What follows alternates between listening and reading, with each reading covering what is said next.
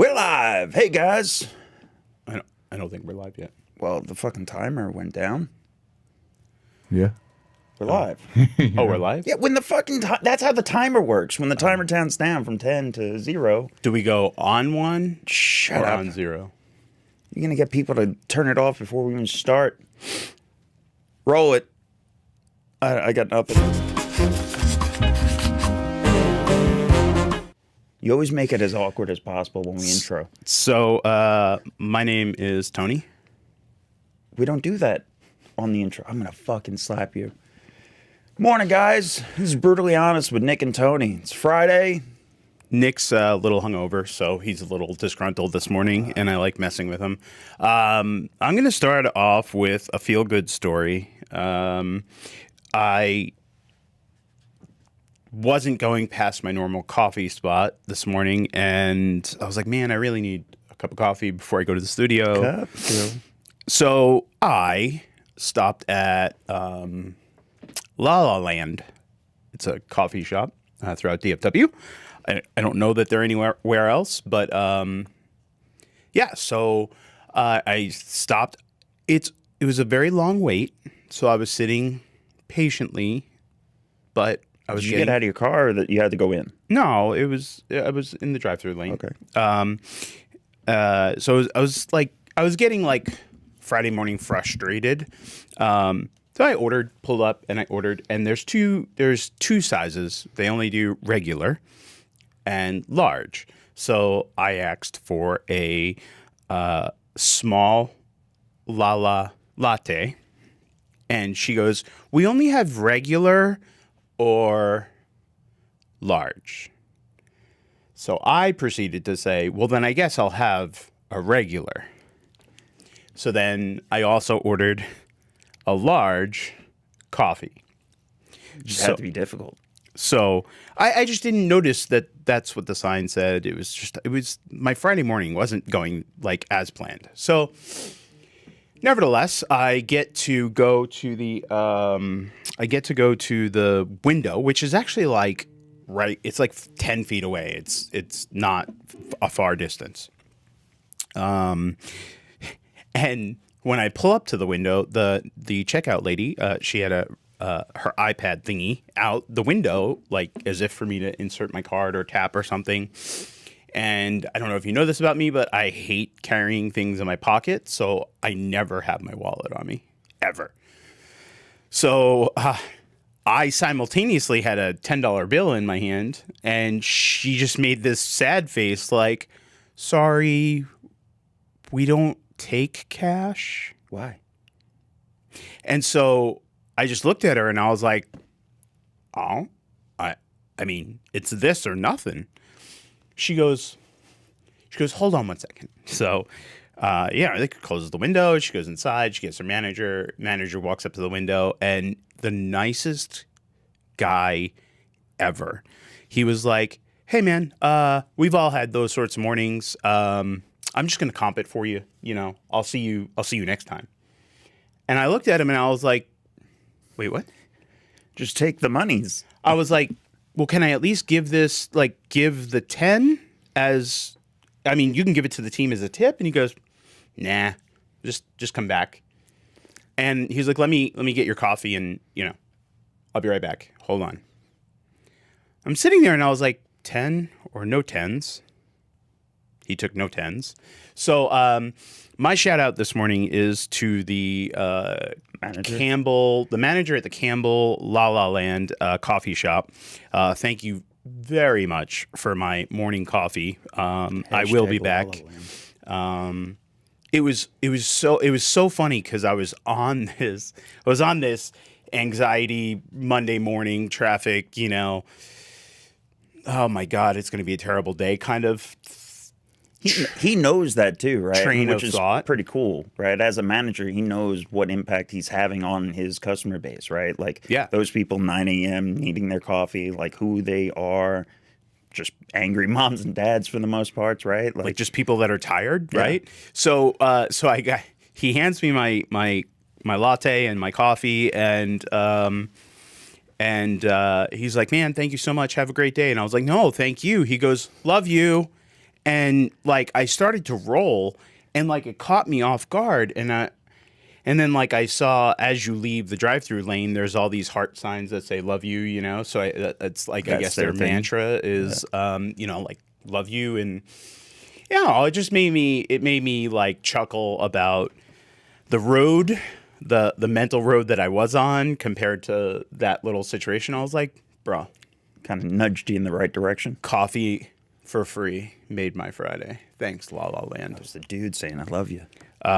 He was so nice. And, like how many times have you gone into an establishment and they're just short or bitter or like they're not appreciative, right? Like we like, because me and you worked in that industry, service, and it's tough though, like, because you're dealing with assholes. Yeah. Not everybody's nice, right? Like, so people at registers, cash registers, all of them, you know, they take a beating. Absolutely. I mean, I've started giving. I feel like a dick too, but I started giving people shit. I started giving them shit at places like Walmart, Home Depot, Lowe's started doing it. Anywhere that I'm sitting there having to check out my own shit, but they have 5 people watching me, making sure. Hey, those people I are mean to. Yeah, it's you make sure you pay yourself in a self-checkout, right? No, dude, I don't even want to deal with it. It's just I literally go to like customer service and have them check me out and stuff because if I go to Lowe's and I try to enter in anything like if it's marked on clearance or anything, and I'm having to deal with that, it's a fucking nightmare. Well, I was just appreciative because she wasn't rude about it. Right. I mean, she was cool. She smiled. She was happy. She was go lucky. And I was just like, yeah, bitch, I just want my coffee. Take my money. And, so like I was on that heightened trend and he just walked over and was like, it's all right, man. You're good today. Yeah. And so to Sohail's, what he put up on the screen there, they do have their motto. And I've known that because I follow them on Instagram. And I've been wanting to go there because how's the coffee? Phenomenal. Okay. Yeah. It's so good. And the matcha is really good. You would say that. So yes, make America kind again is their mantra. They've given me like large coffees. They've accidentally made 2 like 5 times. Well, I think they do it on purpose. I think their cost has got to be low. Yeah, so I think what is it, 30 cents for a cup of coffee, you think they make them? By the time they're buying the beans? This is inflationary times. It's not 30 cents anymore. I mean, the paper cups are probably 30 cents these days. But it wasn't even about the money, right? It was just like his whole demeanor about it. He didn't walk up to the window and say, man, you don't have any cards with you. And I was like, bro, all I had was a $10 bill like in my center console because I just randomly throw stuff in there. I was like, I actually don't. I was like, sorry. And he's just like he didn't. His answer from the minute he heard was to give it to me for free. Like he didn't have to speak to me. Like I don't know how to describe it, but yeah, it was really cool. So thank you, La La Land on Campbell in Richardson for making my day brighter and giving me a little push in the right direction. So let's talk about the week.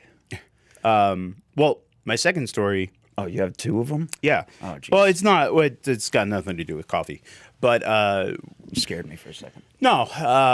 So, we have a lot of houses. We have 2 whiteboards full of houses. I don't know, 30 plus houses that we're working on or dispoing, whatever the situation is. And yesterday, I have been so busy that I haven't had time to go look at our inventory or check the status. Right. So yesterday, TJ and I went up to Sherman Denison to check on those houses and just drive past. You guys did a couple different houses, right? Yeah, we looked at three of the vacancies that we're renovating, and then we looked at we drove past our rentals that are up there just to because you're in the neighborhood. It's like, yo, it's 2 blocks away. Yeah, Just make sure they roll cut around the grass corner, right? stuff. Actually, one of them we need them to clean their gutters, or send someone to clean their gutters, something like that. But we go to this house that was in Sherman, and I was there personally last time. I put it on lockbox. I made sure it was vacant. I pulled in the driveway, and TJ, he doesn't know. He doesn't know what house is what. Half the time he's on his phone while I'm driving. So I pull in the driveway, and the front door is wide open. Just gaping. Just just wide open.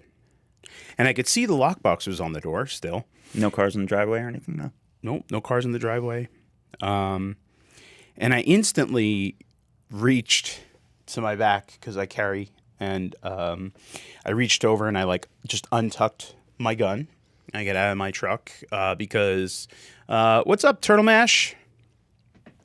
So I get out of my truck and I kept my hand close, to my right backside, and I walk up to the door.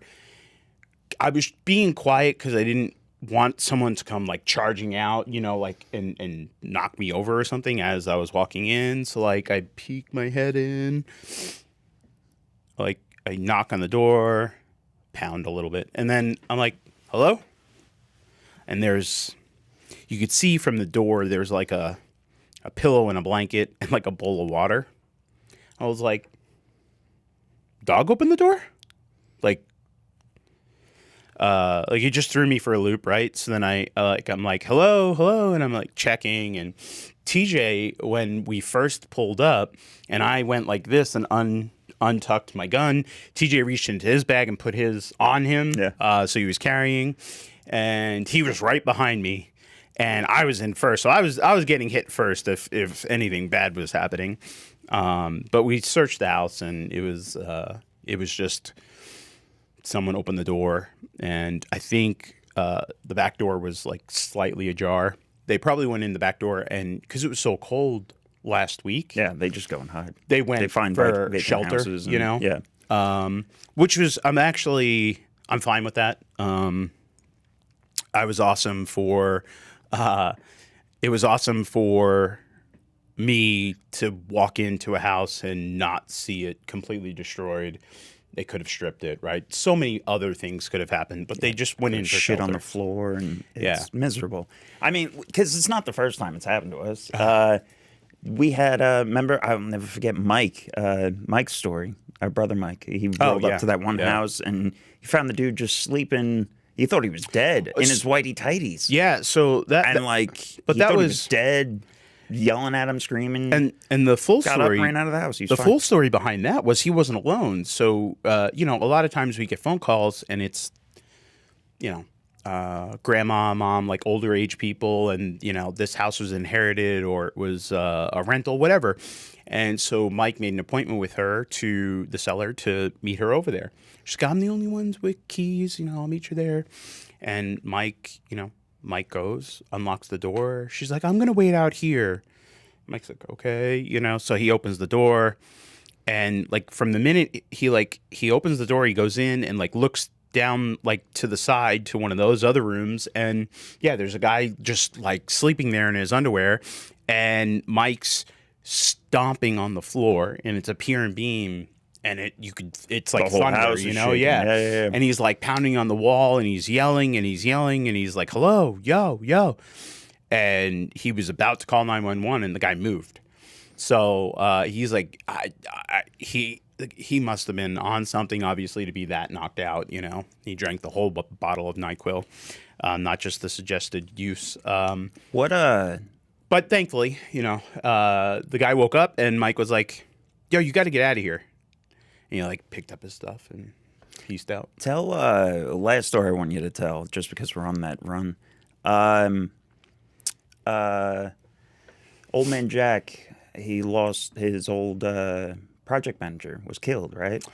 It wasn't his project manager. Man, you just took me on a good roll to a very terrible story. It's just crazy stories going to properties. Man, there's there's shit that happens in real estate, and I'm sure I'm gonna get somebody to comment. Yeah. So right? So what's up, Kevin? Yeah, we are gonna plan a trip to Florida. As long as it's not July, or August. Both months are terrible in Florida. So, all right. So Jack, he's an investor friend of mine.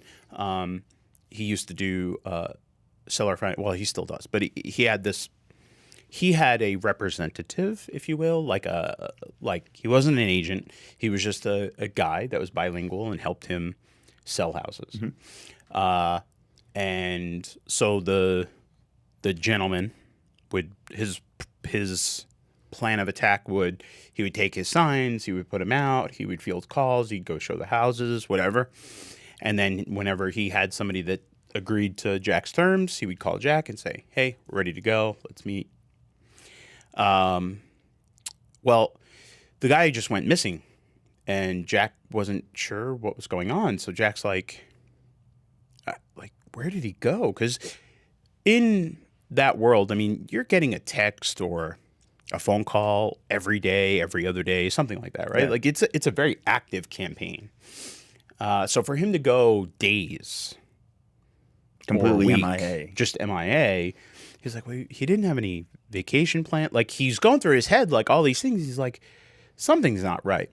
And Jack got a phone call from the police, and they, said, "Are you the owner of such and such address?" And he's like, "Yes, I am." He's like, "Well, we're going to need you to meet me over here, or meet us over there." And Jack was very worried. So he went out there, and it turns out that during his showing, his sales guy was shot in the backyard. So by one of the people he was showing it to? Well, to this day, I don't believe it's a solved case. So it was just one of those situations where, I think that's one of the reasons why I take so many precautions with my team showing houses. It's no joke. I mean, we roll up to these houses, and the people that are breaking into them are out on their own. A lot of times they're mentally ill. A lot of times they're druggies, right? Like they aren't all there. They can be dangerous. It's everybody wants to be all glam and bam about real estate investing, but it is nitty and gritty. It's grimy, and I think when you do it at our level, or you're actually out there looking at houses, because so many people, the internet's allowed people to go virtual with this business. And I think that is slightly dangerous, just because, I don't ever want to send a buyer to a house and then find out that they got murdered, or even attacked or assaulted or anything, right? Like everything I'm trying to do is on a positive note, right? Like I'm not necessarily trying to, I don't want to see anybody get harmed. So, we got to take precautions. But it happens. I mean, there's licensed realtors that are assaulted, whatever, on a yearly basis. It's pretty brutal. So showing houses is not always the safest. So, wow. Yeah. What a twist. Like, we went down a little bit of a rabbit hole. A little bit, right? We went from I love you coffee to how dangerous real estate is. I love murdering people at random houses. I mean, that's a thing, apparently. So,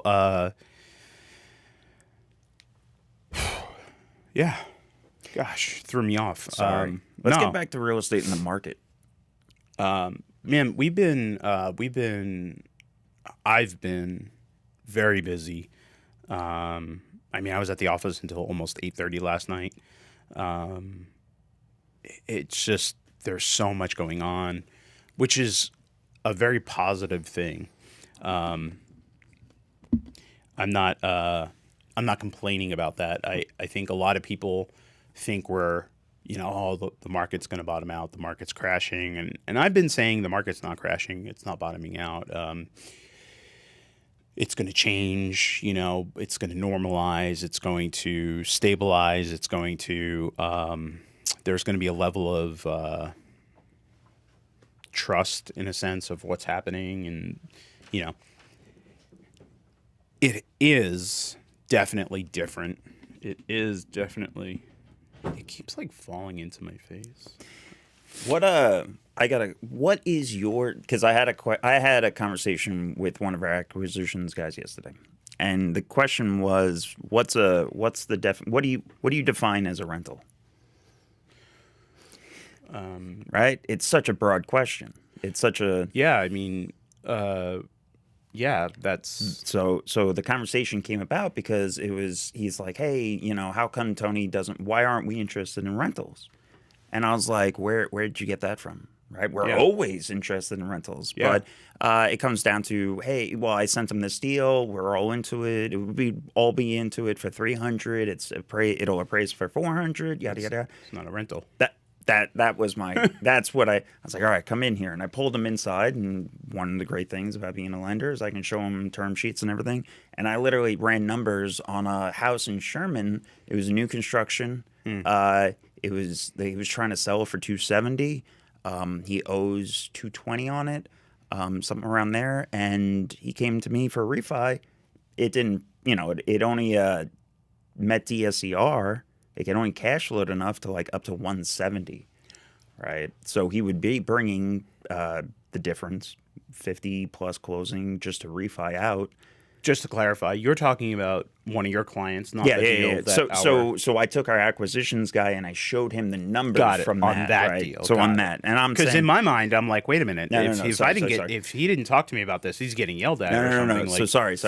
So I took him into my office. I'm like, look, this is a 250 house, right? Mm-hmm. And it's only cash flowing up to 170. How are you going to go and make a $300,000, right? If property taxes are 2.6%, right? You have all these additional costs. So I then went, and it's just basic shit with the acquisitions guys. They don't realize what makes a rental is if he has to buy it deep enough. Yeah. So everything can be a rental as long as he's acquiring it deep enough. Well, and at the same time, I told him, I was like, you're worried about the wrong things, mm-hmm. right? He's, as an acquisition guy, don't be worrying about the take out, the exit, right? Like, your whole goal is to be buying it deep enough, acquiring it good enough. Yeah.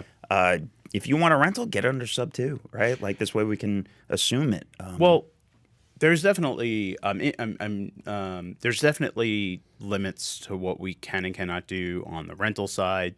There's limits to what we can and cannot do on the seller financing and the note side of the business.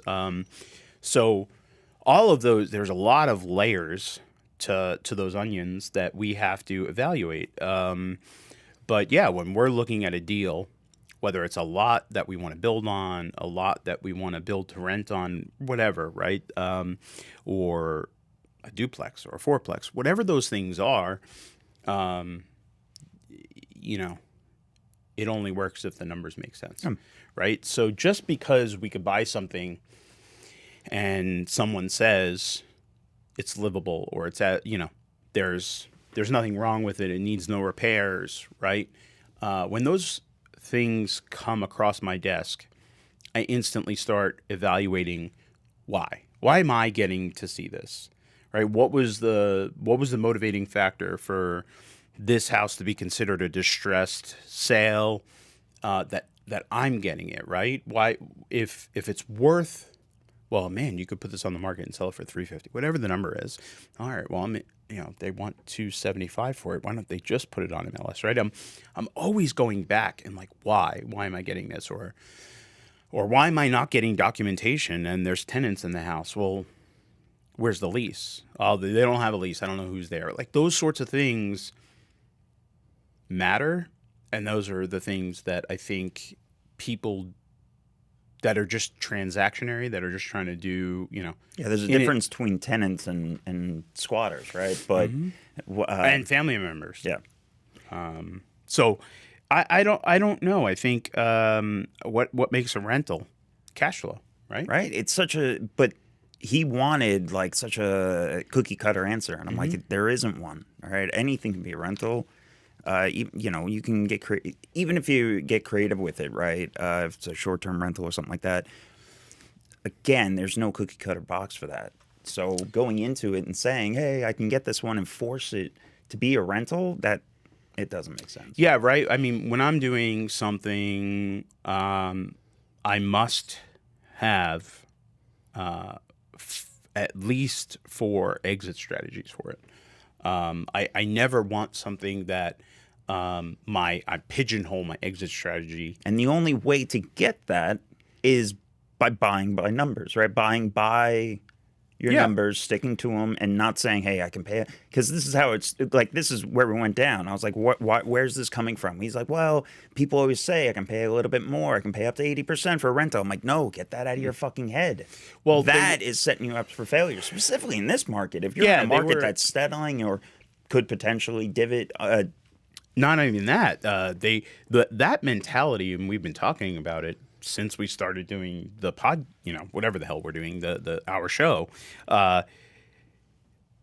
Everyone's fooled by cheap money, right? And so if you're newer or younger coming into this game, you were used to dealing with people, investors who were getting access to 3% and 4% money. So they did go and they moved their buy box up to, I hate that term.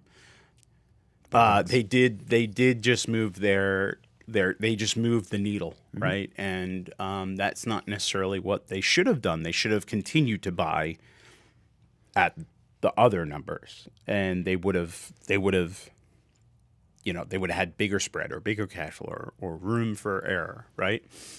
But cheaper money made everybody a little crazy. Now that we have normalized money, you need to make normal decisions. I said this at dinner last night. We were talking, and I was like, I always get on the phone and I talk to these investors, and they're always shocked about rate, right? If I'm pricing them at 7.5%, they're like, "Oh, it's insane, right?" Are you not looking outside? Do you not just look out the window? If you're not staying in tune with what's going on in the world, right? Then don't act shocked when you realize rates are high. Rates are only going to keep on going high because inflation still isn't in check. Okay, you have a pending World War III still going on, right? So as the world still is in disarray, right? The Fed is still going to keep on raising rates. Powell's still talking about raising another quarter. Prime right now was 7 3/4. We were just talking about the other day. Yeah, it was 7. Anyway, doesn't matter. But yes. The point of what I'm trying to get at is investors can't be shocked. They have to be educated. They have to look out the window and see what's going on. I don't necessarily understand. I don't necessarily understand people that want to be in real estate and do, play the game, if you will, air quotes, and not understand their local market that they're in, zip code specific market that they're in, right? I mean, Dallas DFW is a massive area with tons of towns and municipalities and zip codes and areas, and so much changes, and there is such a vast change in socioeconomic development out there. Big word. That I think if you're going to buy and hold, you need to be very astute, very aware of what is happening, not just at the federal level, but at your local level, right? I mean, one of my friends is a landlord. He has a few thousand rentals. He's very aware of what judges are near his houses because he's had to go to eviction court. So he knows what judges are going to be in favor of the tenant or in favor of him. Again, he's educating himself on a very detailed level. And I think that you could be passive and just manage, like let somebody property manage your houses for you, right? And then you're just gonna throw the financing in and just set it and forget it type of thing. But that only works for a certain breed of person or a certain demographic of person that, their life is over there and then this is over here and someone else is handling it for them, right? A lot of investors, since cheap money came around, a lot of investors hopped in this game thinking, which I still blame TV, hopped into the real estate game thinking that, oh man, it's all, sunshine and rainbows and, I get to make cash flow. I get mailbox money every month and all that stuff. But then they don't take into account for, on our rental in Sherman. I mean, that was a perfect example. The tenant was there for 7 of a 12-month lease, right? And he just bailed in the middle of the night. I think we talked about, the house was locked up and we couldn't even get in. We had to drill out the locks. And we have to go and get it make ready again. So you're putting additional cost back in. And that cost us, that was about $3,400 to, turn it over and make ready for the next tenant, right? So the good thing was our team is pretty on it. So we didn't necessarily have a vacancy because they let us know early in January, right? We were able to get out there, get the crew out there, drill out the locks, get the house turned over, and actually occupied for February 1st, right? So we didn't have a vacancy. We still had to stroke the check for the painting. That actually most of the expenses on that turnover was they had like 6 refrigerators and trash in the yard. Why? I never understood. It's always refrigerators and lawnmowers. Yeah, are always things that they have a shit ton of. That and barbecues. They'll have like 3 barbecues that don't work. The vacant house yesterday had 3 refrigerators in the kitchen, and TJ walked like past them and he turns around and he's like he's silent, but he's just pointing like. They left them open during the summer. Oh, that was the AC. Never touch the fridge. Touch a refrigerator in a house. Never open the refrigerator or freezer ever. Never. God. But anyway, yeah. So I think investors were just fooled. Again, we talk about how they were fooled by cheap money, and now they have sticker shock.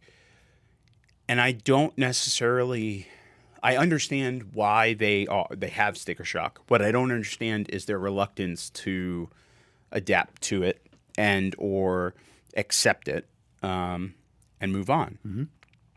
Because they're instantly, oh well, cash to close is going to be this, or I'm not going to cash flow, but I could do the refi for free, but I'm not going to have any cash flow. Like, what do you mean?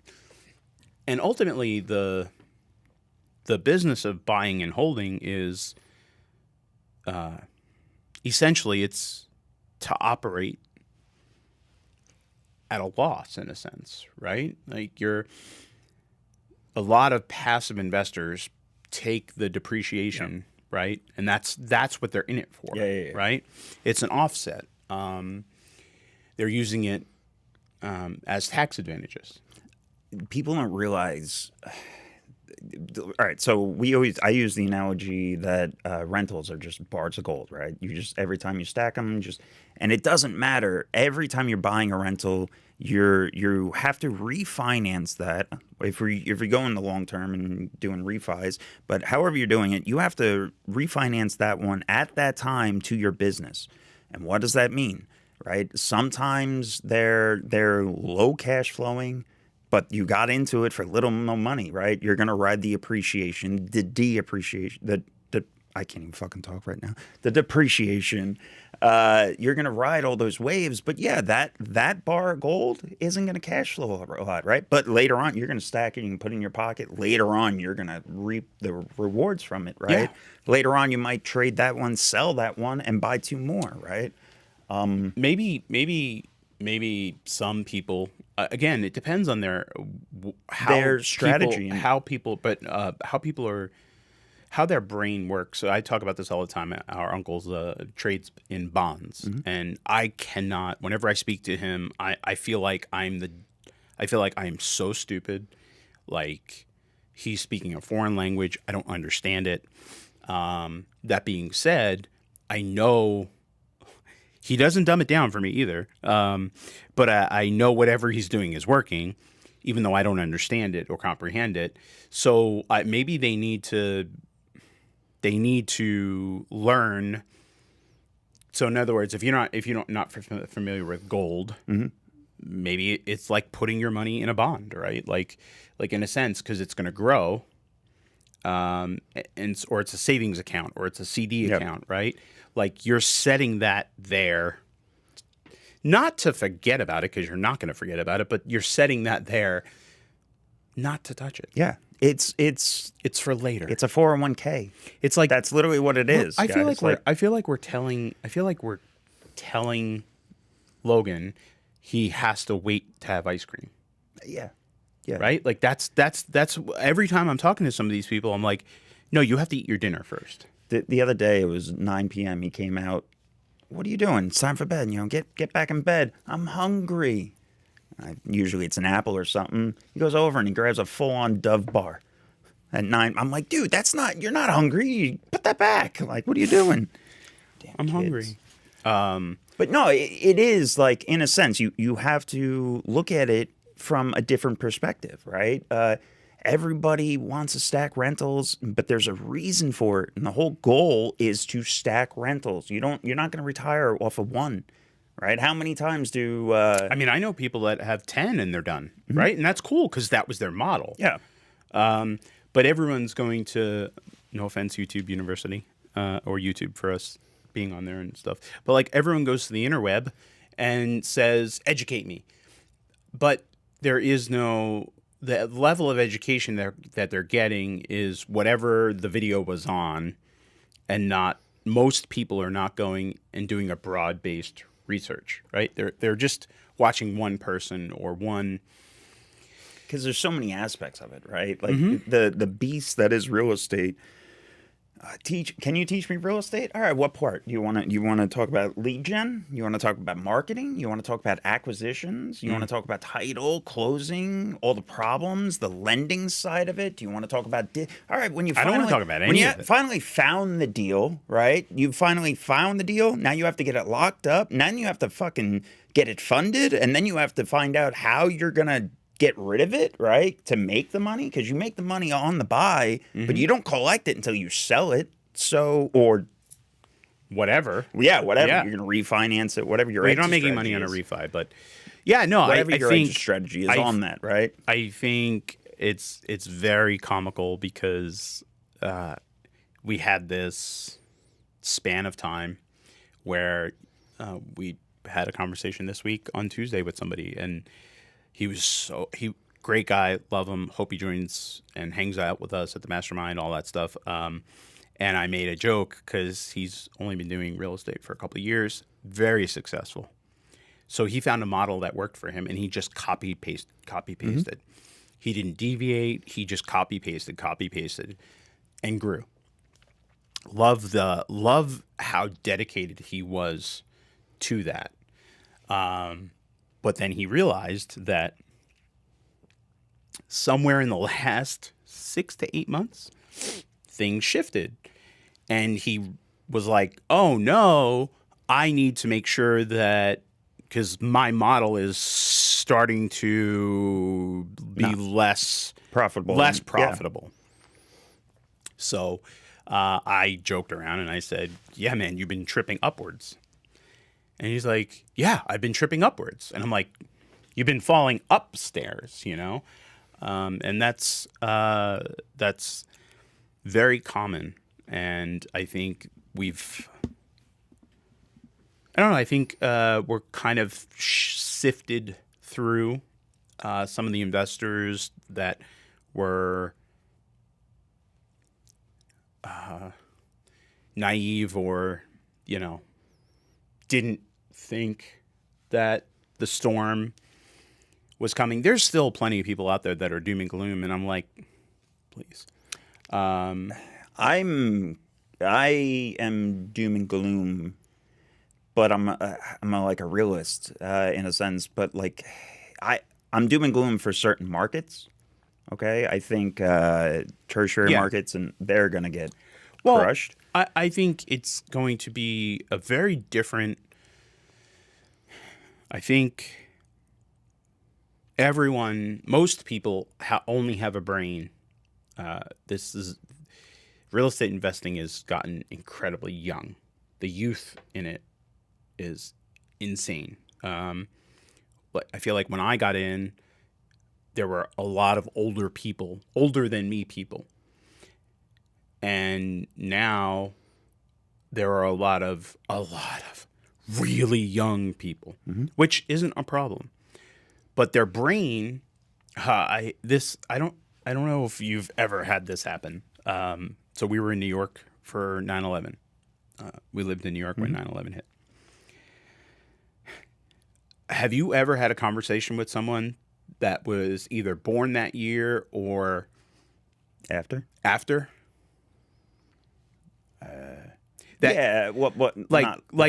So whenever I explain to people how long I've been in Texas and how long I've been doing real estate, and I left New York after 9/11. Sometimes they will joke and say, "Oh, I was born in post." Yeah, or I was born in 2010 or whatever. You know what I mean? Yeah. Sorry. Just anyway, 2002 or something like that. Yeah, thank you. They were just born then or right after, so they had no recollection of what it was, right? And whenever I hear that, I just chuckle because if they were a little bit younger and like were babies through 9/11, they still only are learning off of the 6 to 11 curve. Most of them today are only hearing about 6 to 11. They're not hearing about the 80s and the difference from 81 to 80, and then going back, right? I've been very fortunate to have a lot of older mentors who I get to hear stories about other market cycles. And so, I don't know, I feel like I'm armed a little bit differently. You think the 9/11, like that, like before 9/11, what do you think was the other one? Like the wall falling, right? Like the other period piece. Like, do you remember before that wall fell? No, because I was, we were not you, but I'm saying like that type of conversation. Right? Like you're having right now and saying, have you had a conversation with somebody that can't remember before, right? Because of that. Yes. Now, do you think back then that was the same type of feeling? Like, yes. With the Berlin Wall, right? Yes. It was such a drastic change, right? So yeah, no, there were definitely, and actually we talked to, I'm going to be very hyper specific to a very niche thing. Every now and then I'll have a conversation with Mom, who is, so 55. So she was born in 1955. And so whenever I have a conversation with her, I'll ask her about I get very curious about what it was like for her to grow up during the Vietnam War, right? And I'll listen to her tell stories about, we only had the newspaper to read. Or we didn't read the newspaper, but we only had, my mom and dad, they didn't have a TV. They were too poor, and they only heard or regurgitated what was in print. And I just ask her, what does it feel like to be in a time where it's everywhere? It's everywhere, 24/7, 365, and that's so, and she's like, it's awkward, right? It's almost overwhelming. And so I think it's interesting. Again, your access to knowledge can be a pro or a con. For some people, they learn the wrong things, or, you know, they don't learn enough, or they don't dig deep enough. And I think with investors, it's they only learn how they can make money currently. Now, today, they're very transactionary. It's not, how do I become wealthy? They see the Instagram, you know, the cars and the bling and whatever, the Rolls Royces and stuff, and they don't realize what's behind it and how long it took to get there, or what that person, who they learned from, right? Whatever it is, whatever the story is. Well, is that theirs or is it rented, right? History repeats itself. I mean, it's a fact, right? So if you want to know what's going to happen, just look at what happened in the past. Everything comes in cycles, right? So if you're not learning, if you're not doing your homework to try to learn and better yourself, you're just setting yourself up for failure. Yeah, I think you have a It's not hard. Everything's on YouTube. With great knowledge comes responsibility. And Uncle Ben, you know, hey, he makes good rice. You almost got me going down a rabbit hole. No, for a second. Before you got back onto to wholesalers, you almost had me going down, like, talking about tribe and stuff. No, so I think you know, it's nice to see people asking questions. You know, people message me. I don't post in groups and I don't monitor groups. So if someone messages me, hey man, I saw that you're an investor and, you know, you're active in real estate or whatever, they'll ask me, you know, what's your buy box, right? Those types of things. And I just don't, I'm not necessarily very responsive. And it's not because I don't care, or I think there's, like, it's not that. I just, most of the time I can make a phone call, or my network goes above them. Yeah, my network of and level of deal flow isn't necessarily even above them. It's just so deep that I don't have time, right, for whatever they're bringing. We had a conversation with someone this week, and he couldn't understand. This is, to me, this just proves how green or how young he was, or anyway, that's enough. What he was like, well, I have a big buyers list. Okay. I would love to, you know, JV and move them for you. Well, we don't necessarily JV in that regard. If you have a buyer for one of our houses, you can add it to the price or kind of negotiate with us and, like, yeah, show it to him. Well, wait, what do you mean you don't JV? And I'm like, well, we own everything, right? Like, if one of my entities owns the asset that I'm dispoing, right? Or has it direct. He's like, oh, you have it direct to seller? He kept going back on this one house. He kept going back to this. He couldn't understand. Couldn't grasp that we were the owners. Yeah. He's like, well, what do you mean? Oh, so you're direct to seller. You have it under contract. No, we own it. Like, I've owned it so long, pull up the fucking tax records. You'll see who the owner is, you know? And I was chuckling, and I give them a little bit of rope, you know, before I disconnect. But, you know, because I don't ever, if people had shut me down the way people shut people down now, I don't know that I would have survived. I mean, I'm pretty resilient and you know, stubborn, so I probably would have stuck with it. But I never want to really crush anyone's dreams or ruin their day or bring them down. Like, I genuinely want to help new people in this business. We enjoy talking about it too, right? How many times do we get on the phone with and even though we hate it, we get stuck on a phone call for like a half hour, and afterwards we're cursing ourselves, but every time we do, it usually feels good.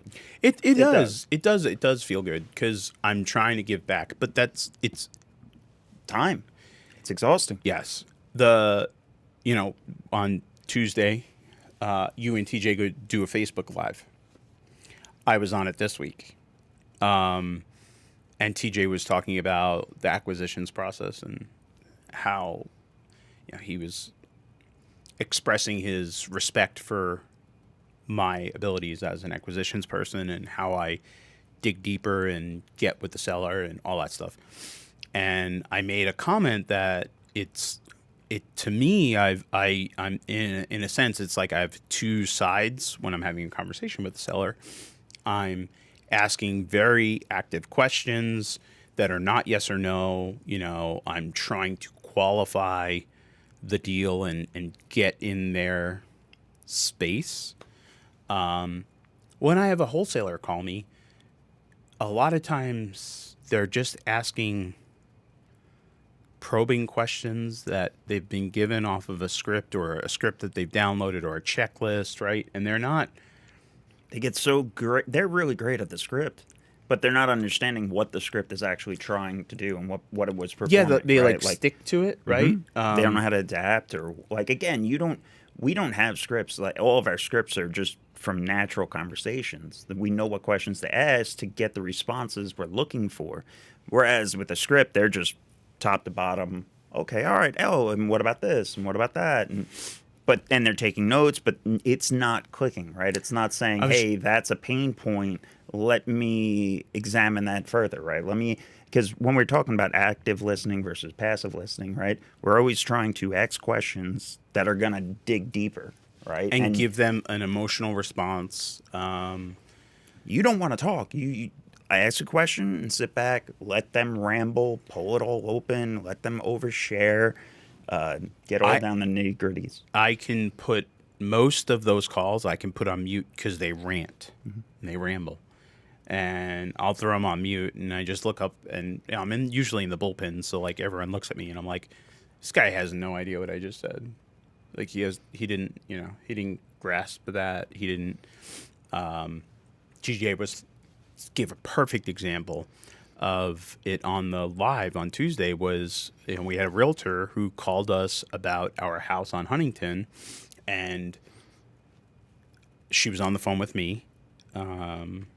She had called off of our for sale by owner Zillow listing. So again, we own the house.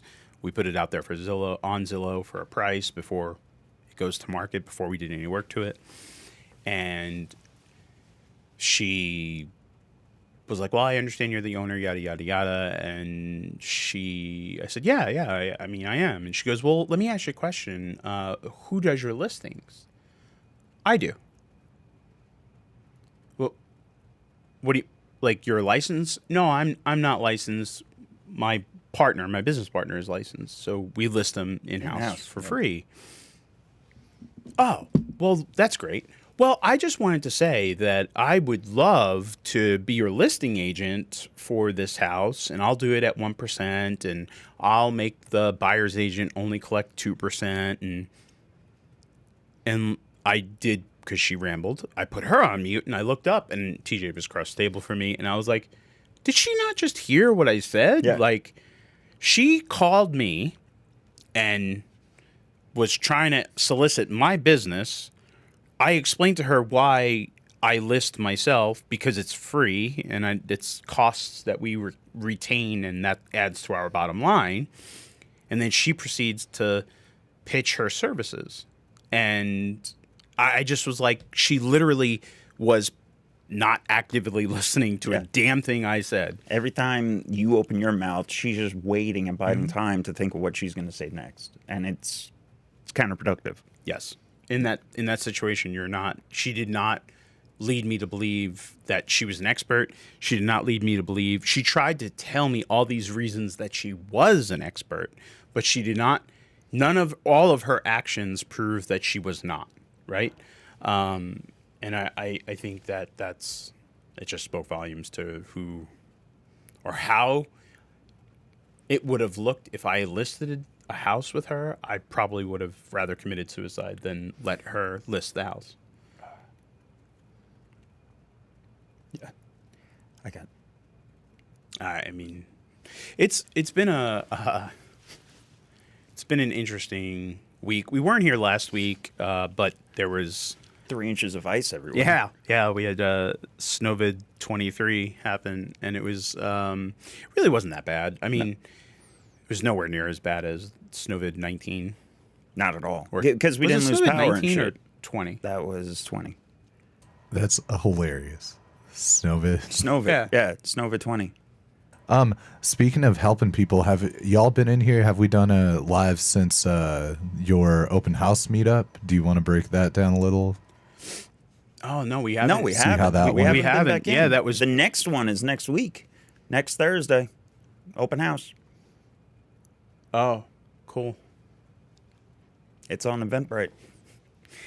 So that was great. It was great turnout. We had shitload of people show up, and we actually went around. It took us a little while to actually get that format to take. Well, I think it was our first one for us in the new space. Mm-hmm. So we had a Christmas party, which was like pretty much invite only. Like if you knew who we were, that's how you got in. Which was great. We had 60 or 70 people there. We had fun. It was a good night. The open house, we were trying to open dialogue, mm-hmm. right? We were trying to get investors to share. To force them to interact with one another. Yeah, right? To share and ask questions. And so we're not competition. I mean, we are, but we're not competition, and we can help one another, right? It's a great community. So a good amount of people showed up. It was awesome. I think we're going to have more. Now it's next week. I didn't realize that. Thanks. It's every third Thursday. Third Thursday of every month. So I think we need new pizza, different pizza. That was unacceptable. No, that was definitely unacceptable. But it was great because people were able to hear what's working, what's not what was working for us at our level, where we're getting our deals from, who we're dispoing or how we're dispoing, and you know what our overall strategies are. And then they got comfortable with us to where then they started, we just opened it, everyone introduced themselves and then kind of like just go around the room and chat, know, and then, hey, what do you need help with, kind of thing. And overall, I think a lot of people made connections. I mean, there was a couple that we paired off right away and like, hey, what can we help you with? Oh, I need this. That person could do it. And change numbers. It was great in that regard because, and that, I think that, and it's a very common thought process in entrepreneurship. That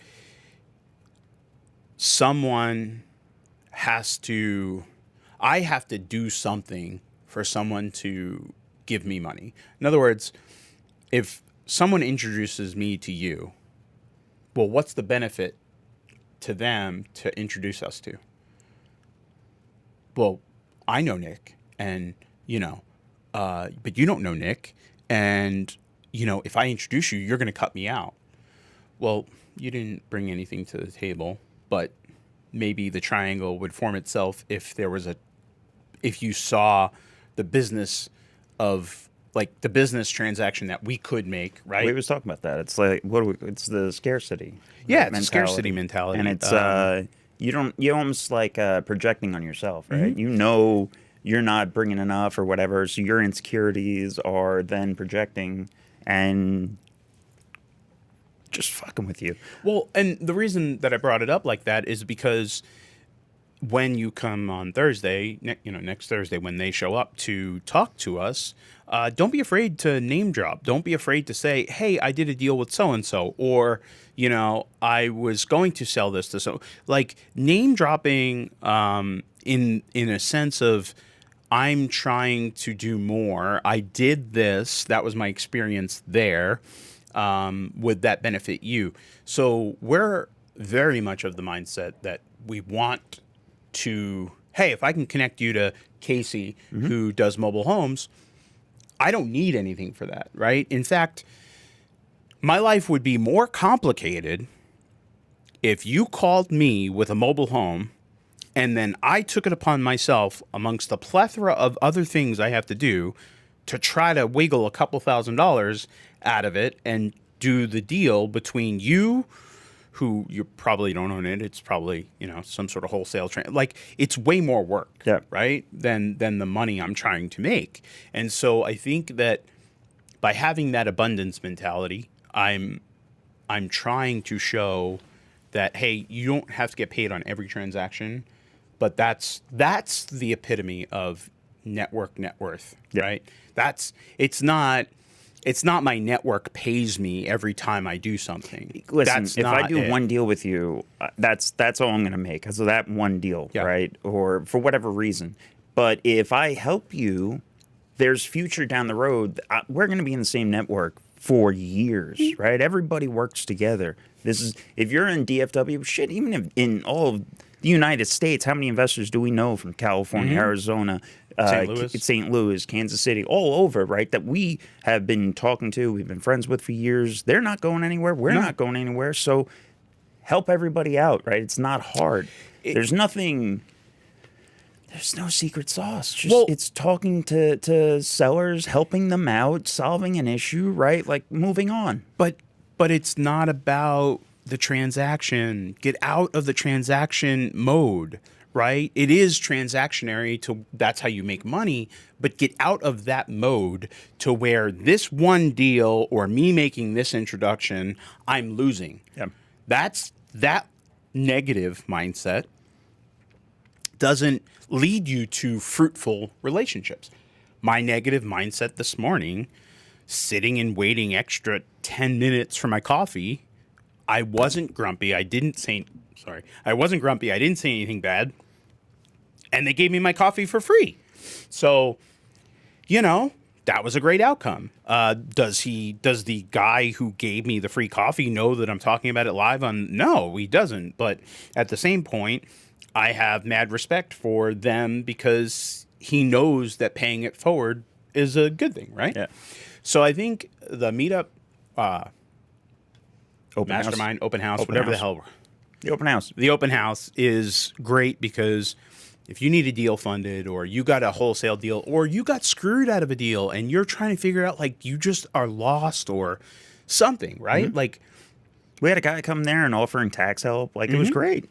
It was really great. Now I'm excited for the next one next week because afterwards I had so many people come up and just give us great feedback, right? They're always tired of going to events where you get up and you have one guy stand up there and talk about how he's crushing it and this is how he's the best, and you don't get any wealth of knowledge from it, right? Like you get motivation, stuff like that, but going every time, it gets redundant. So this is something that isn't available to a lot of people, and or some people like we have one actually next Thursday morning. Thanks is ours, so we have one in the morning, and then we have to host the evening one. Again, I think it's one thing Mike Hanna says all the time is like one of the best decisions he ever made when he first started got into real estate was. Joining a mastermind. He got a really good mastermind. Mm-hmm. And if you're in a good mastermind, like help better it. If you're in a bad mastermind, either help better it or get the fuck out. Yeah. The whole point of a mastermind is almost like it's a hive, right? Yeah. Everything, it's not one person. Right, it's everybody. It's a collective genius almost, and I just fucking name dropped that, but I didn't mean it. But yeah, that's what it is, right? And I think I don't. People know that I do notes and seller financing. They know I do other things, but like I don't know, maybe that's what I'm known for. Whatever. The point is that then people come to talk to me about it, and I'm like, ugh. And the reason I bring that up is because I had a conversation this week with a gentleman who wanted to sell notes. And he was one of those people that rambled, which is fine. I'm one of those people, apparently. But the situation I was in that day, I was like, come on, buddy, just give me what you need. I don't have time for this shit. Yeah, give me the need, right? And I told him exactly how I could help him. I expressed that I've been doing seller financing for 15, 20 years, whatever it is. And he then kept continuing to educate me on how he does. And I unmuted it and I said, no, look, I have to stop you. Like, I get it. You said at the beginning of the call you have something that you need to sell right now? Yeah. Okay, great. I need you to email the details to me, and I'll get you a price by the end of the day. Man, this is awesome. Thank you so much. That was Tuesday. It's Friday. I have no email from the guy. I get it all the time with people want to call me and, hey, what rates can you give me? Well, listen, you're talking to an investment lender, okay? I need an investment, so send me property about the house. Yeah, and let me get the. Well, just give me a ball. I don't work in hypotheticals. It doesn't matter. For that. The range. You're asking me. You're pricing me on a range. If I tell you 7.5 to 8.5, you're gonna get angry and walk away and go find somebody that's gonna tell you 7.25. No, but neither way, they have people telling them that they can get 5s. But they're never going to get there. You never, that person's not helping you. You never had a discussion with me. I never talked about the property. You're not, so you're trying to solve something before even having an issue. Right? You're creating an issue saying, hey, you're too expensive, but you never once gave me any info about the house. You're never letting me price it. Like, you're disqualifying me off the bat. That's such a, it just dawned on me, like, that's such a, because, shit, going down another rabbit hole. Because whenever I'm trying to teach someone how I do acquisitions or speak to a newer person that was at the open house, whatever, about how I do it, I will usually ask them, like, hey, what does the first minute of your phone call look like? Well, I ask them, and they'll list out a couple questions, and then I chuckle, and I'm like, yeah, you lost the deal, like, right then and there. Because everyone is trying to figure out how short, like, how fast can I get to yes or no? Mm-hmm. Not spending time figuring out, oh, wait, maybe this person has more knowledge than me, and that's okay, right? And I'm very comfortable if a seller is more educated than I am, because I would love to learn. If a seller can teach me something, dude, I want to know, right? There's such a fear, and this is one of the reasons why I cannot stand the fake it till you make it motto, because it was taught to me in year one. I'm very blessed to have grown up in a self-employed family where it was about grit and hustle. So I feel like my upbringing allowed me to actually successfully fake it till I make it type of mentality. But newer people, like today's people that are faking it till they make it, are not really there. It's like you could pop that balloon. Bad reference this week. You could pop that balloon very quickly on them. And I think it's sad because there's so much eagerness. That's why I said, like, I'm not trying to dissuade someone from getting into the business. I want to help you get into the business. But you need to not be arrogant. You need to not be cocky. You have to be confident and have some sort of balance to what you're bringing to the table. Mm-hmm. But you cannot be cocky and fake it till you make it and work your way up the food chain. People, and it's messed up because, like, a newbie is going to be like, well, I don't have it. I'm not bringing anything to the table. You absolutely are. Yeah. Your time. Mm-hmm. If you have nothing, you have time, right? And you have to leverage that. What's your triangle? Yeah, I know. I'm not getting into the triangle thing. But no, that's literally what they do. They don't have experience. They don't have money, but they have time. So what does that mean? They're going to have to put in a lot of legwork. They're going to be doing, they're going to be calling old lists. They're going to be door knocking. They're going to be putting out signs. But that's what they can give. But they're going to learn everything. They're going to have to do it the hard way. Oh, and I notice just in the last year or two, how many people we've given the opportunity to flourish, right? Like, I will hand you it on a silver platter if you're willing to do it. Whatever the it is, you're going to do it. And it amazes me. I can, in my head, I'm speaking to them in my head right now, like, and how many people just don't do it. And that's okay. Like, I'm not bashing you.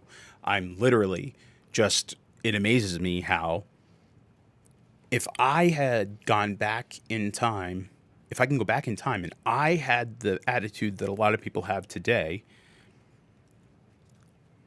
I wouldn't be here. I wouldn't have survived. I wouldn't have that you're not going to make it. But that's fine, right? That's the whole you can lead a horse to water type deal, right? Like, and that's what I said. I'm not bashing him. There are people that no matter what the situation around them, the house could be on fire, and they're just going to sit there and let it burn down around them. Okay, one of the. I reread Shackleton's Journey, Endurance. Shackleton, first time crossing polar, yada, yada, yada. Anyway, the unbelievable story. Out of those 30 some odd sailors that got trapped and whatever, there's still one fat fuck sailor that didn't do anything, never helped with anything, was just, they would sit there trying to row. He was lazy. He would lay there. They would beat him, berate him, nothing. They're freezing to death. Out in the ocean, stuck in the Arctic, and this guy just wasn't helping the group, right? So no matter what situation, there's Did always... they kill him and eat him? No, they kept him... Nobody lost. He had a good crew. No, well... Jeez. That meme is 100% spot on. There are people that will just sit around and blame the world around them and just let it crumble. And there's nothing you can do about that. You just keep moving on. Well, to end with, if you believe that you want to do this, to do real estate legitimately, if you believe you have the hunger and the thirst and the desire and the passion to do it, you can come hang out with us at our open house on Thursday, whatever Thursday's date is. 16th, I think. Soho, check that. No, there's an Eventbrite, but yeah, there's an Eventbrite. We'll drop the link there. But you can come, and it's usually at like happy hour, so it's like 5 to 7 type of thing. We do buy a couple pizzas. Don't come hungry though, because last time they ordered CC's and they ordered Little Caesars. Little shits, and it was terrible. Little seizures. And yeah, it's a 16th. So February 16th, 5 p.m. at our HQ office in Farmers Branch. Valley View Road. Link will be below. Bring me a deal. I'll fund it. I'll buy it. I'll help you make money, whatever. Or if you have questions, come and ask us questions. There's the entire team of 8 or 10 people. I can't believe our team's that big now. That's what she said. Our team will be there, and our network will be there, and it's a good time. It is a good time. But man, that was a good week. I'm fucking off to 2 weeks, technically. Yeah, 2 weeks. But yeah, thanks for watching. Smash the like button and that subscribe thing, and then share us if you don't mind. Even if you don't like us, actually. Share us to the people that you don't like, or yeah, you don't like us, so share us to other people. Especially if you don't like me. Yeah, especially if you don't like me, because more people can make fun of I me. want to unfollow you right now. So pass us around and let the world laugh at us. Same time, same channel. Next Friday, we will be here. Have a good week. Hey guys, thanks for watching the video. If you liked it, smash that like button, click subscribe, follow along for more, click the bell, subscribe. Yeah, and if you like us that much, share us with your friends, and stay tuned for more. Keep Crushing it.